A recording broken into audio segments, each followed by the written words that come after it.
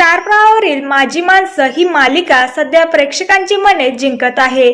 सुरुवातीला या मालिकेला प्रेक्षकांचा खूप कमी प्रतिसाद मिळत होता, मात्र आता ही मालिका व या मालिकेतील मीरा सत्याची जोडी हिट ठरतीये।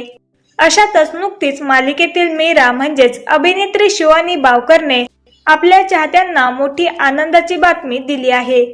मालिकेसोबतच ती आता आणखीन एका नवीन भूमिकेतून प्रेक्षकांच्या भेटीस येत आहे। तिचा हा नवीन प्रोजेक्ट हा एक चित्रपट असून त्याचे नाव आहे नेता गीता। या चित्रपटात ती मुख्य भूमिका साकारत आहे। तिच्या सोबत अभिनेता सुधांशू हा या चित्रपटात स्क्रीन शेअर करणार आहे।